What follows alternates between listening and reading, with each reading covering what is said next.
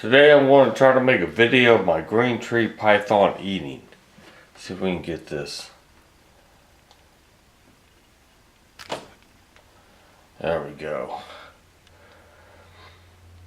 A few things different about the green tree python than other snakes is, first thing I noticed was the feeding response. They use their heat pits a lot more than they do their tongue, like most snakes. As a matter of fact, I've had this probably about 5 years. I don't think I've ever seen this tongue, and definitely not when it's feeding.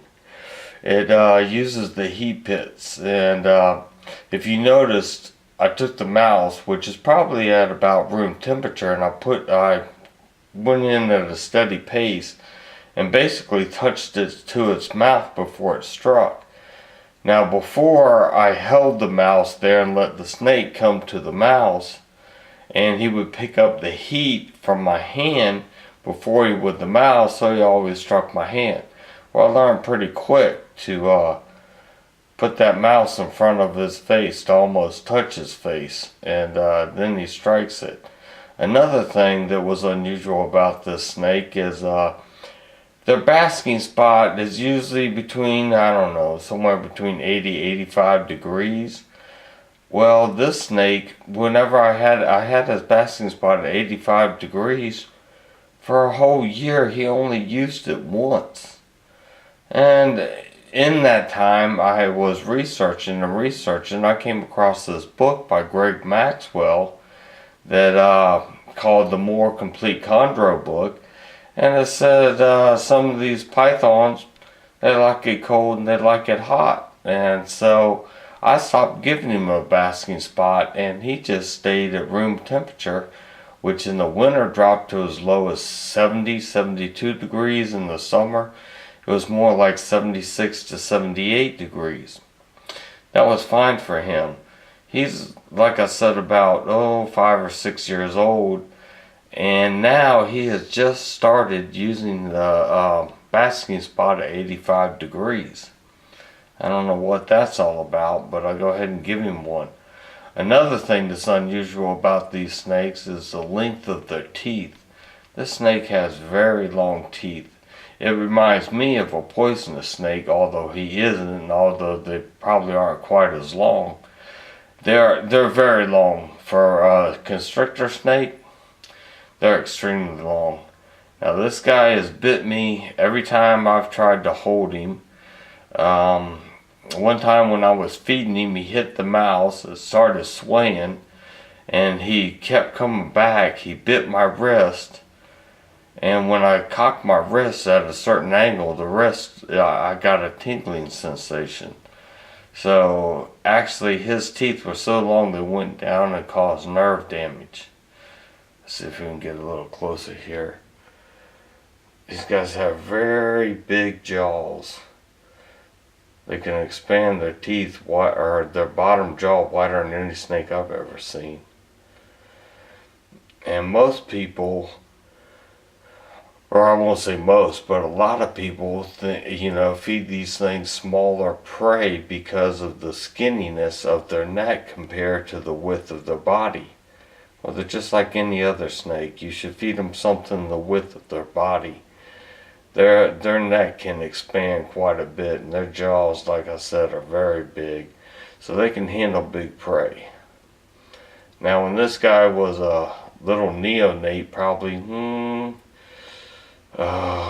3 or 4 months old, I was feeding him fuzzies. Most people were feeding pinkies, and I did start feeding pinkies at first, figuring his neck wouldn't expand to handle a fuzzy, until I read that book that I was talking about earlier. I started feeding him fuzzies, and he had no problems with it. Let's see if I can't get in here a little better without scaring him. Give you guys a close-up on him. These guys are my favorite snake to watch eat. Okay, I think I just spooked him a little bit.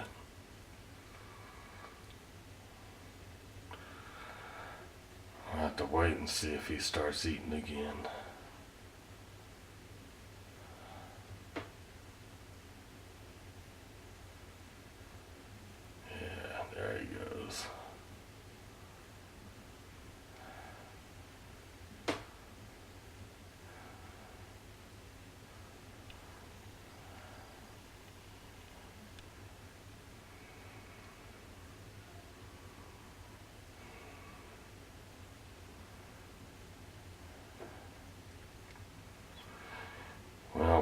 waiting for him to eat, I'll talk a little bit about his cage.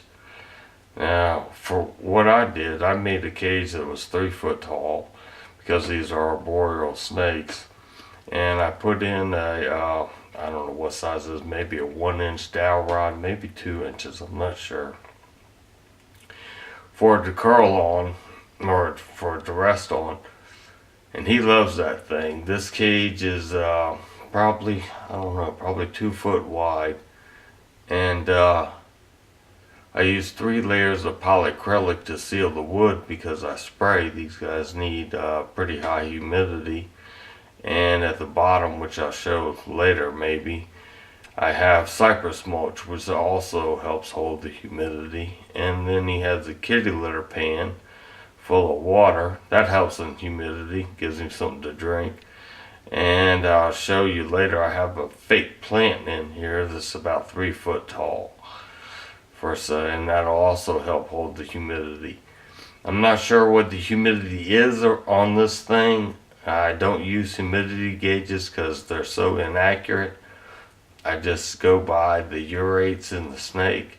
As long as they're nice and white and the snake is shedding properly, I don't really worry about it. Oh, great. Well, there you go. You can see how wide his jaws are expanding. The bottom jaws. And now we can't see anything. Wonderful. There's a good picture of our mouse's butt. Let's see if he doesn't change position as he starts eating.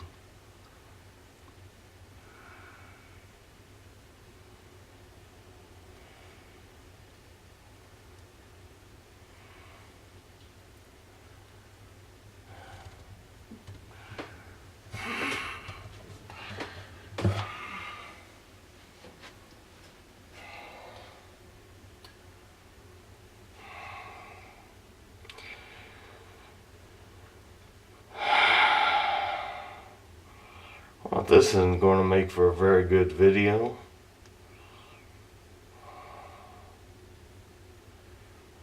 Stupid snake. This guy's about 5 years old. No, about 6 years old. And he comes from the Biak region, and I'm probably pronouncing that wrong. It's spelled B-I-A-K. They're notorious for being kind of a mean snake, and this one is. I think that's where they coined the term mean as a snake. It must have been from a green tree python.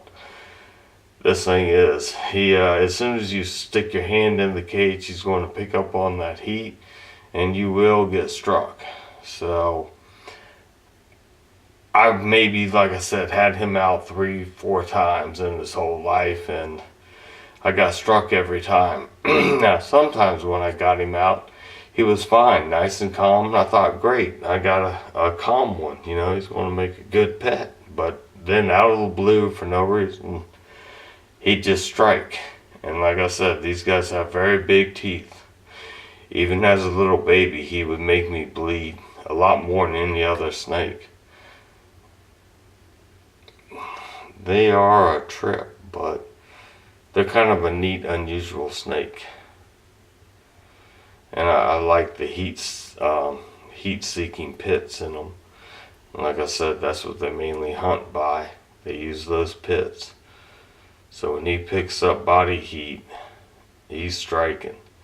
When I first got him, the overhead light was on a timer. And every time that light would pop on, he would instantly strike up at the light. And I thought it was kind of neat that, or not neat, but kind of unusual that it's the second that light popped on, he would pick up the difference in the heat and he would strike at the light bulb.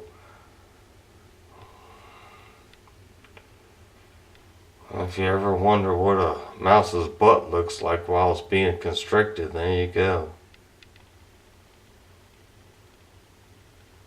I don't think he's wanting to turn around.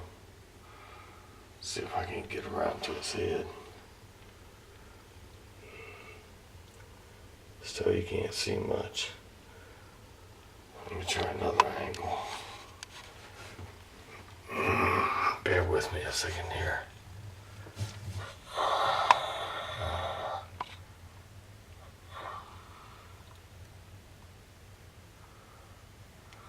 That's looking real blurry in my viewfinder, but hopefully it'll look better when I download it.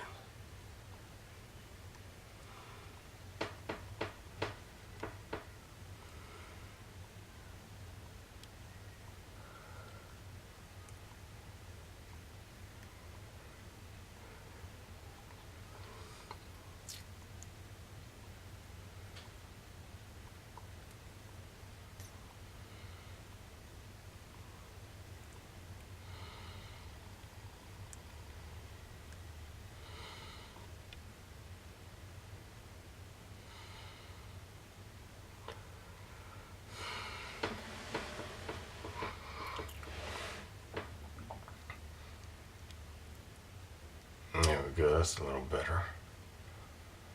See the heat-seeking pits down there at the bottom? Those things are so accurate. See his bottom teeth? Like little hypodermic needles.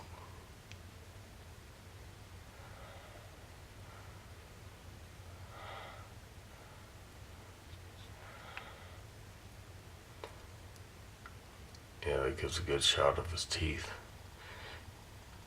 Another thing I found kind of unusual or different about these snakes is how wide he can expand his bottom jaw. I've never seen a snake be able to expand it that wide.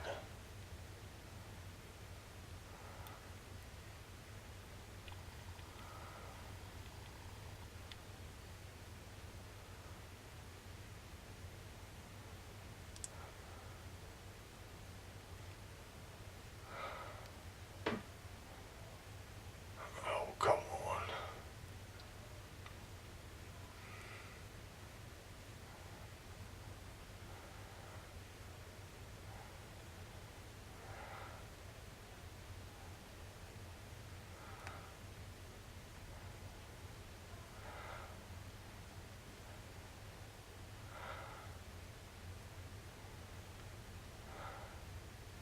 Here we go, this is going to give you a better view.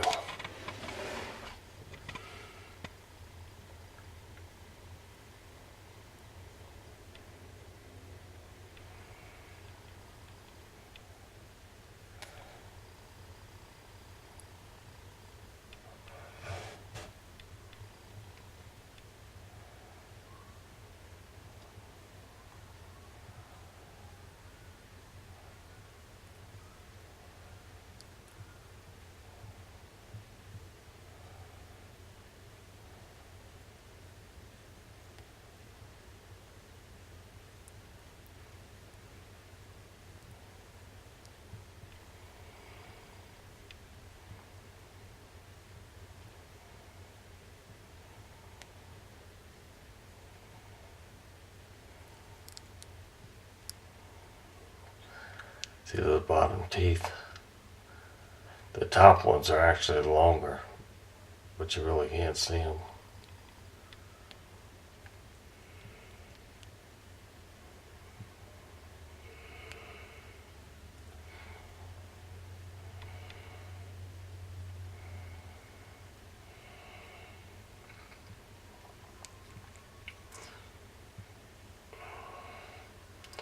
And that's about it. You guys have a good night.